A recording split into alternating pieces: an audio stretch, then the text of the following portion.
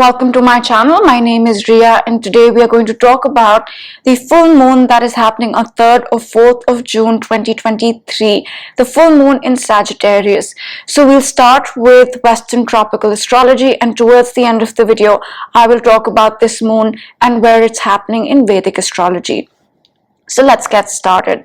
Now, a full moon is a point of completion, culminations, endings, release, right? These are the big themes associated with any full moon.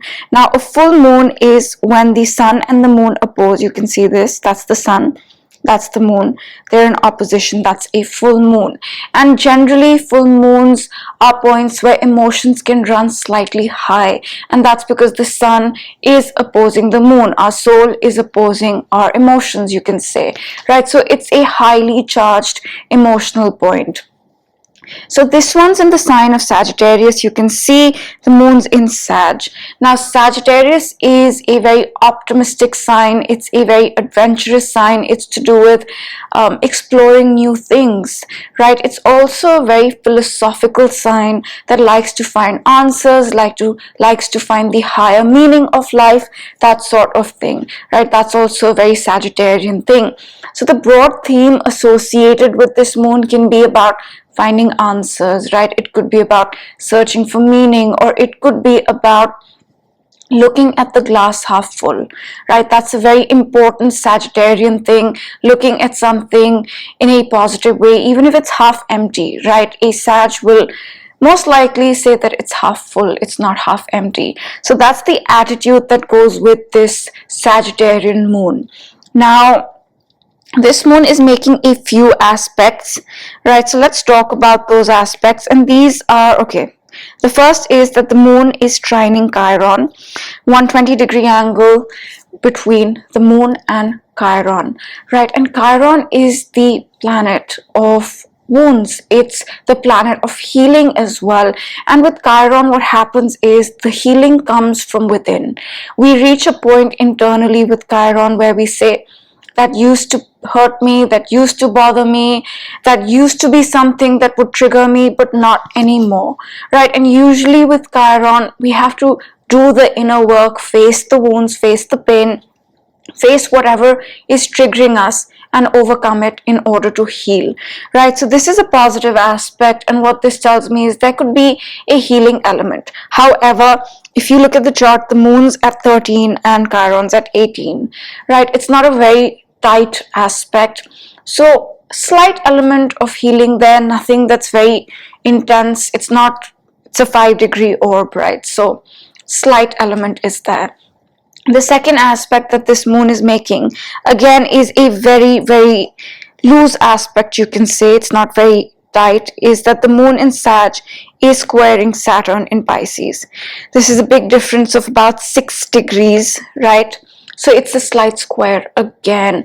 And squares in astrology represent challenge, they represent friction, they represent a point where we are pushed, motivated to change, motivated to decide, right, with Saturn especially. So what this can bring is that this slight element of taking decisions, this slight element of seriousness to this moon, this slight element of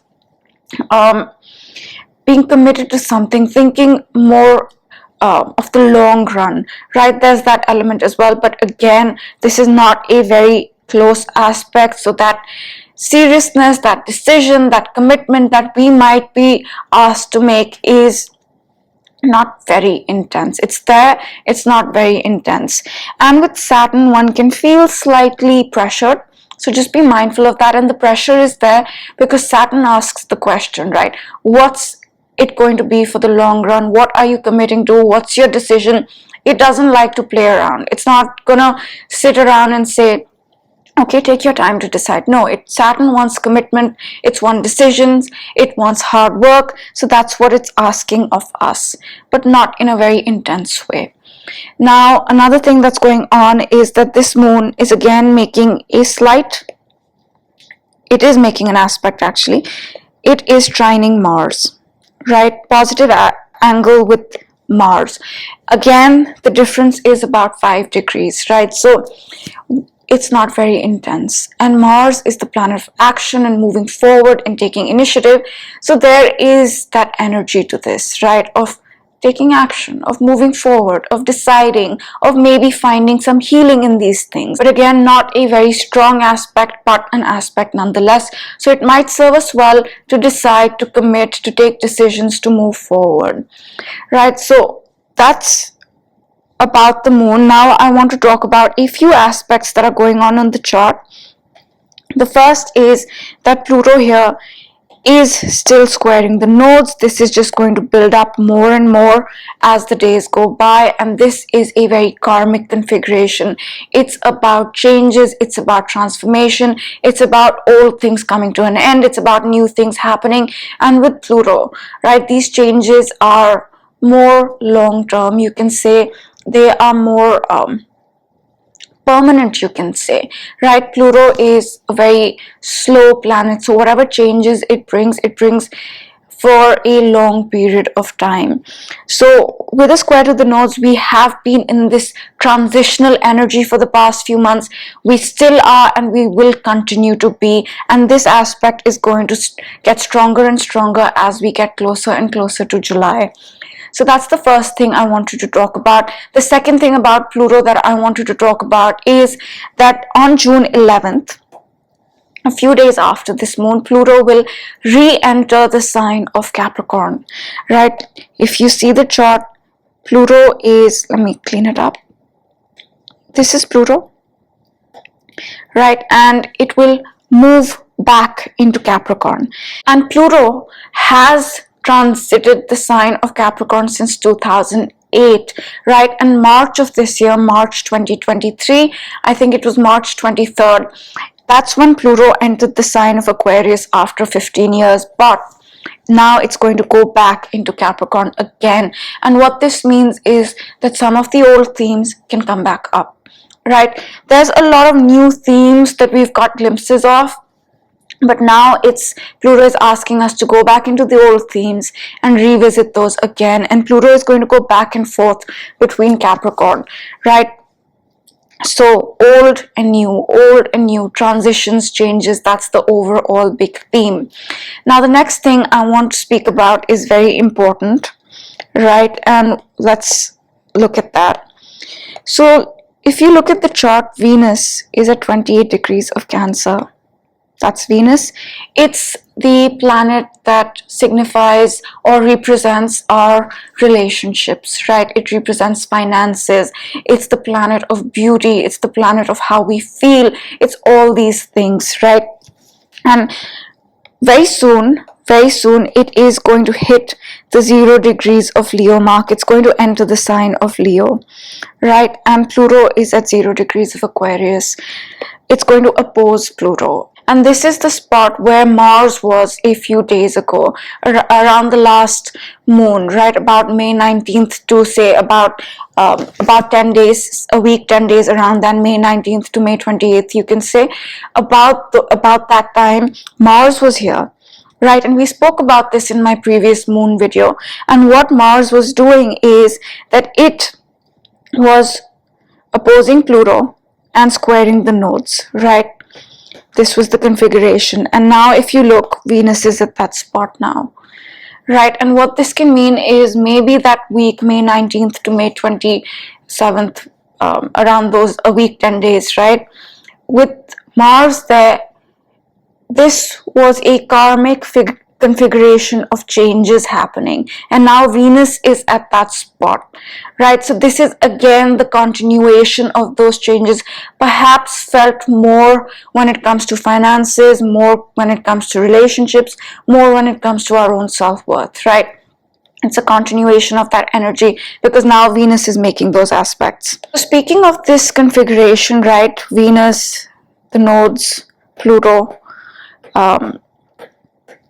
this can be a big karmic reset when it comes to Venus related things, self-worth, values, skills, beauty, relationships, finances, right? It can be that big reset, and it has something to do with what began a little while ago with Mars squaring the nodes at about the last moon, which was on May 20th.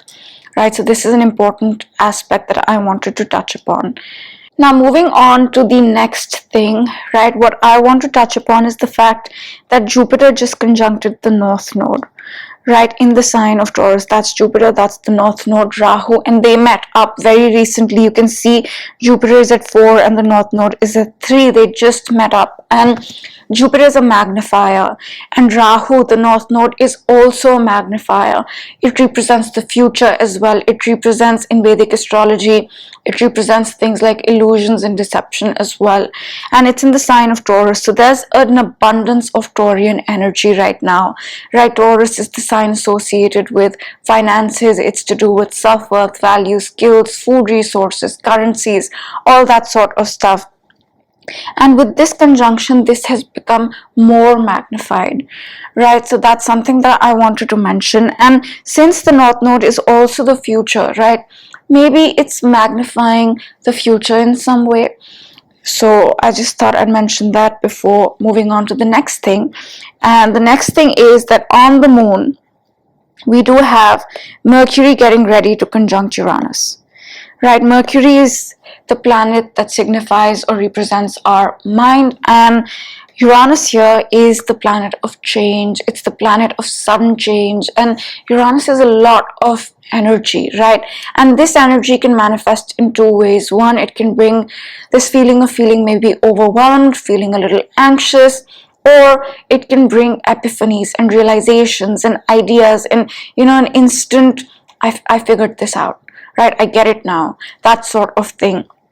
So that's also happening, but with this aspect, what we want to be mindful of is maybe feeling a little overwhelmed, right? So that's also happening on the moon. And now one or two more things that I want to touch upon before we close this video, before we talk about Vedic actually, is that between this moon and the next, yes, Pluto will re-enter the sign of Capricorn, but we will also have Saturn retrograde, right? This happens on June 17th. So on June 17th, Saturn will go retrograde, and what that means is it will appear to move backwards. And Saturn is the planet of karma. It's the planet of work and decisions and of our material reality also, you can say. And when it starts to retrograde, we will begin the review work that is associated with Saturn, decisions, right? The actions we've taken, the commitments we've made, we are going to review it, and we are going to take a second look at those things. Did we miss out on anything? Is there something else that needs to be considered? That sort of thing. So that happens on June 11th. And now we have Pluto retrograde and Saturn retrograde, right? So slowly, the outer planets will start to go retrograde, and July of this year, Venus will also go retrograde. So I just thought I'd mention that. And that sums up what's going to happen with this moon and a few days after until the next moon in a nutshell, right? This is not an exhaustive list of everything that's going to go on, but this is what I think is important and what I could cover in this short video, right? So to sum it up, this moon has an element of taking decisions, of taking action, of maybe a slight healing that comes after doing some inner work, but it's not super intense, right? There's that feeling, there's that energy, but it's not super intense. And there's also an element that we need to look out for, which is feeling a little overwhelmed, but good time for figuring things out, right, with this Mercury and Uranus. And Mercury now, speaking of Mercury, is moving forward, right? It's out of the area that it retrograded over. So April into May, Mercury was retrograde, right? And Mercury retrograde can slow things down a little, but now it's direct. So Mercury is also moving forward. And we've done the review, the reflection that we needed to do with Mercury last month. So that's what's happening in a nutshell. And one more thing I want to talk about, one more thing before we move on to Vedic, and that is that Saturn and Jupiter are in a sextile, right? Positive angle. And Jupiter here is going to move on to 7 degrees and sextile Saturn about June 19th of this month. So it's coming up, right? And this is a positive aspect. But if you recall, in December of 2020, they met up, right? Saturn and Jupiter, they meet once in 20 years, and they met up December 2020. So something about that theme perhaps may be coming back, because these two are making an aspect again, right? And they're making an aspect this month. So now let's talk about Vedic astrology. And in Vedic astrology, there are something known as lunar mansions or nakshatras, right? And these are smaller divisions of a sign with their own ruler, with their own meaning, with their own interpretation. And in Vedic, yes, we have the sun signs, but we also have these lunar mansions and nakshatras. And in Vedic, this moon is happening in the sign of Scorpio. It's not in Sag, it's in Scorpio, right? And it is in the nakshatra of Jyeshtha. So this nakshatra is about being mature, it's about taking charge, it's about getting things done, it's about being the eldest one, right? And when you're the eldest one, it's about making sure everything is in order, right? Taking action to make sure everything is in order. So this nakshatra signifies this energy in a big way of taking action, of being in charge, of leading with maturity, right? And let's not forget the sign of Scorpio, which is very similar to Western tropical, where we have the aspects with Mars and Saturn, right? Action and decisions. And Jyeshtha is also the 18th nakshatra, right? And in the nakshatra system, there are 27, 999, and every time we go through a cycle of 9, right? That's a point of transformation, you can say. That's a point of new growth, right? Old things coming to an end, you can say. So there's that element as well, where we are beginning the new cycle of 9 and ending the old cycle of 9.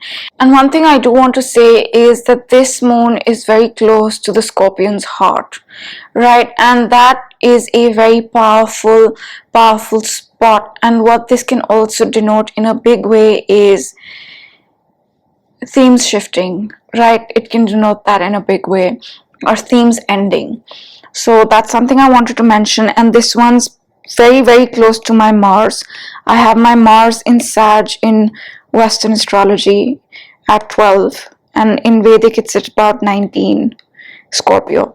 So very close to my Mars. I just thought I'd share that, and I hope you enjoyed this video. If you did, if you found it useful, then please do like it, do share it, do subscribe to this channel, and I will see you in one of my other videos. I do post moon horoscopes, the new moon and full moon horoscopes, so twice a month I do release these videos. Now have a great day, and I will see you next time. Bye.